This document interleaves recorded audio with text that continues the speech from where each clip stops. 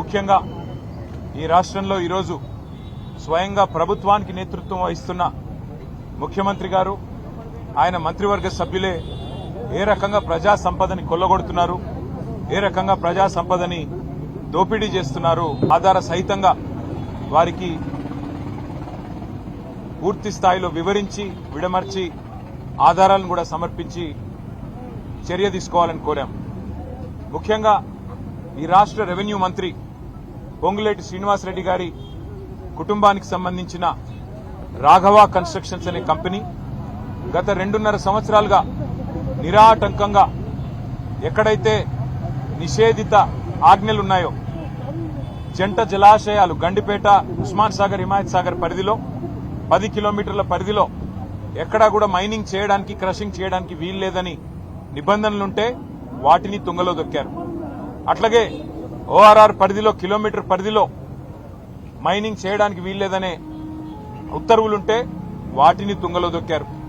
అట్లాగే వారికి సంబంధం లేని భూమిలో అసైన్డ్ భూమిని చెరబట్టి అందులో ఏ పర్మిషన్ లేదు, ఏదీ లేకున్నా గత 2.5 సంవత్సరాలుగా నిరాటంకంగా 100 కోట్ల ప్రజా సంపదను రెవెన్యూ మంత్రి గారి కుటుంబానికి సంబంధించిన కంపెనీ కొల్లగొడుతున్న విషయాన్ని ఆధారాలతో సహితంగా గవర్నర్ గారికి సమర్పించాం. రాష్ట్ర ప్రభుత్వం, రాష్ట్ర ముఖ్యమంత్రి గారు, రాష్ట్ర మైనింగ్ శాఖ మంత్రి గారు ఈ అంశాన్ని మేము శాసనసభలో లేవనెత్తితే, మా శాసనసభాపక్ష ఉపనాయకుడు హరీష్ రావు గారు లేవనెత్తితే వారు స్వయంగా ఒప్పుకున్నారు. అవును, నేరం జరిగింది, తప్పు జరిగింది, చేసింది రాఘవ కన్స్ట్రక్షన్స్ అనే కంపెనీ అనే మాట స్వయంగా ముఖ్యమంత్రి గారు, మంత్రి గారు కూడా ఒప్పుకున్నారు. కానీ మంత్రి గారు తప్పు చేశారు కాబట్టి ఆత్మరక్షణలో పడి ఇవాళ మంత్రి గారిని కాపాడడానికి నానా ప్రయత్నాలు చేస్తున్నారు. ముఖ్యమంత్రి గారు ఎదురుదాడికి దిగి మంత్రి గారు చేసిన నేరాన్ని కప్పిపుచ్చే ప్రయత్న భాగంలో వారు అన్న మాట ఏమంటే, గత 10-12 సంవత్సరాలుగా జరుగుతున్న అక్రమ మైనింగ్ మీద విచారణ జరిపిస్తాం, కానీ సిబిసిఐడి విచారణ జరిపిస్తామని చెప్పి ప్రభుత్వం ముందుకొచ్చింది. మేము సభా సంఘం వేయమంటే సభా సంఘాలకు విలువ లేదు అంటూ ఇక్కడ శాసనసభ వ్యవహారాల మంత్రి, ముఖ్యమంత్రి స్వయంగా మాట్లాడుతూ ఉన్నారు. వాళ్ళ నాయకుడు రాహుల్ గాంధీ గారేమో జాయింట్ పార్లమెంటరీ కమిటీ కావాలి అని పార్లమెంట్ లో పట్టుబడతారు. అదానీ వ్యవహారం మీద వెంటనే సభా సంఘం వేయండి అని చెప్పి పార్లమెంట్ లో అడుగుతారు. ఇక్కడ మాత్రం వారి పార్టీకి సంబంధించిన నాయకులు సభా సంఘాలకు విలువ లేదు అన్నట్టుగా మాట్లాడుతూ ఉన్నారు. మేము సభా సంఘం వేయండి, లేదా ఒక సిట్టింగ్ హైకోర్టు జడ్జితో విచారణ జరిపించండి, దేనికైనా మేము సిద్దమని చెప్పాం. 10-12 ఏళ్లుగా జరిగిన అన్ని కూడా బయటికి తీస్తామని చెప్పి హుంకరించే ప్రయత్నం, బెదిరించే ప్రయత్నం చేస్తే నిరాటంకంగా చేసుకోండి, మా ప్రభుత్వంలో ఎలాంటి తప్పులు జరగలేదు, మీరు ఎలాంటి ఎంక్వైరీ చేసినా మాకు అభ్యంతరం లేదని చెప్పి కూడా శాసనసభలో చెప్పడం జరిగింది. సిబిసిఐడిని అడ్డం పెట్టుకుని మరి మంత్రి గారిని కాపాడే ప్రయత్నం రాష్ట్ర ప్రభుత్వం చేస్తా ఉంది. సరే, సిబిసిఐడి అనేది రాష్ట్ర ప్రభుత్వ ఆధీనంలోని, రాష్ట్ర హోంశాఖ ఆధీనంలోని ఒక విభాగం. మంత్రిగా పొంగులేటి శ్రీనివాసరెడ్డి గారు ఉంటే, ఆయన మంత్రిగా కొనసాగుతూ ఉంటే ఏ రకంగా రాష్ట్ర ప్రభుత్వం కింద పనిచేసే, రాష్ట్ర హోంశాఖ కింద పనిచేసే ఒక విభాగం ఏ రకంగా నిష్పక్షపాతంగా పనిచేస్తుంది, వారిని వెంటనే రాజీనామా చేయించండి లేదా బర్తరఫ్ చేయండి అని చెప్పి మేము కోరాం.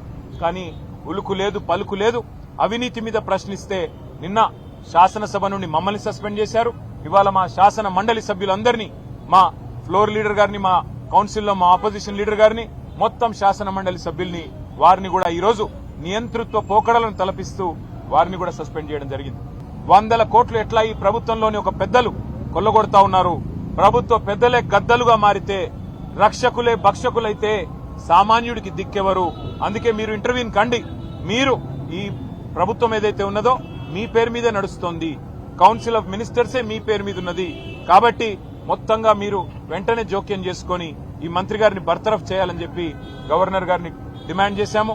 దాంతో పాటు ఒక independent enquiry, high court sitting judge అయినా లేదా ఏదైనా కేంద్ర ప్రభుత్వ సంస్థ అయినా వారితో వెంటనే ఒక విచారణకు కూడా ఆదేశించే విధంగా, ఈ వ్యవహారంలోని నిజానిజాలు నిగ్గుదేల్చే విధంగా మరి మీరు వెంటనే జోక్యం చేసుకోవాలని పెద్దలు గవర్నర్ గారిని కోరాము. మేము పరిశీలిస్తామన్నారు. ఇది నిజంగా కూడా ఇందిరమ్మ రాజ్యం అంటే గవర్నర్ గారికి గుర్తు చేశాం.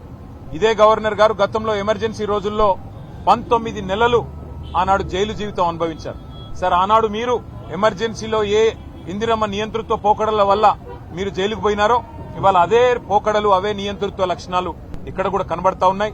మీరు ఆనాడు బాధితులు, ఈరోజు తెలంగాణ ప్రజలు బాధితులు. కాబట్టి మీరు ముందుకు రండి. మరి తెలంగాణ రాష్ట్రంలో జరుగుతున్న ఈ ప్రజా సంపద దోపిడీని అడ్డుకోండి అని చెప్పి గవర్నర్ గారికి మేము విన్నవించాము. బర్తరఫ్ చేయాలి మంత్రి గారిని అని చెప్పి డిమాండ్ చేసినాము. వారు సానుకూలంగా స్పందిస్తారనుకుంటున్నాం. మరి భారతీయ జనతా పార్టీ కూడా ఈ విషయంలో నిజంగా శోచనీయం వారి వ్యవహారం.